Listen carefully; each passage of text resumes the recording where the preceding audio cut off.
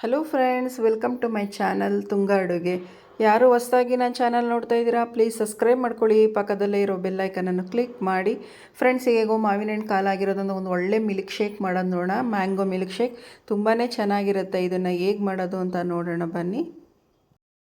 ಮೊದಲಿಗೆ 2 ಮಾವಿನ ಹಣ್ಣು ತೊಗೊಂಡಿದ್ದೀನಿ. ಇಲ್ಲಿ ನಾನು ರಸಪುರಿ ಯೂಸ್ ಮಾಡ್ತಾ ಇದ್ದೀನಿ.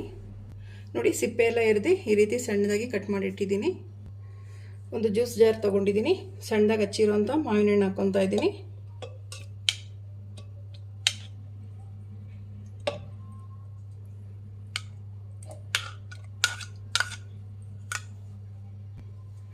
ಒಂದು 3 ಟೇಬಲ್ ಸ್ಪೂನ್ ಅಷ್ಟು ಸಕ್ಕರೆ ತೊಗೊಂಡಿದ್ದೀನಿ.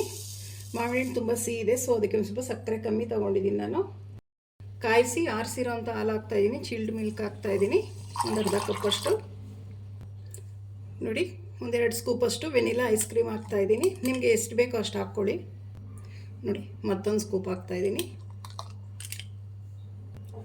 ಇದನ್ನು ಗ್ರೈಂಡ್ ಮಾಡ್ಕೊಳ್ಳೋಣ.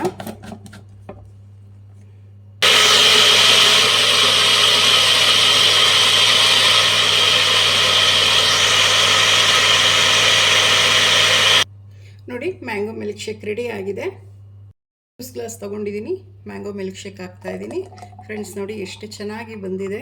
ಥಿಕ್ನೆಸ್ ನೋಡಿ. ಒಂದು ಸ್ಕೂಪಷ್ಟು ಮತ್ತೊಮ್ಮೆ ವೆನಿಲಾ ಐಸ್ ಕ್ರೀಮ್ ಹಾಕ್ತಾಯಿದ್ದೀನಿ. ಒಂದು ಸ್ವಲ್ಪ ಕಟ್ ಮಾಡಿರೋಂಥ ಬಾದಾಮಿ ಹಾಕ್ತಾಯಿದ್ದೀನಿ.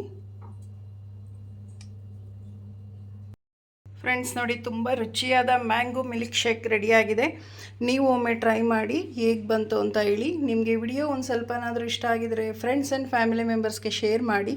ಪ್ಲೀಸ್ ನಮ್ಮ ಚಾನಲ್ನ ಸಬ್ಸ್ಕ್ರೈಬ್ ಮಾಡಿ. ಪಕ್ಕದಲ್ಲೇ ಇರೋ ಬೆಲ್ಲೈಕನನ್ನು ಕ್ಲಿಕ್ ಮಾಡಿ. ನಾನು ಯಾವುದೇ ವಿಡಿಯೋ ಅಪ್ಲೋಡ್ ಮಾಡಿದ್ರೆ ನೋಟಿಫಿಕೇಷನ್ ಬರುತ್ತೆ. Thank you for watching. ಮುಂದಿನ ವಿಡಿಯೋದಲ್ಲಿ ಭೇಟಿಯಾಗೋಣ. ನಮಸ್ಕಾರ.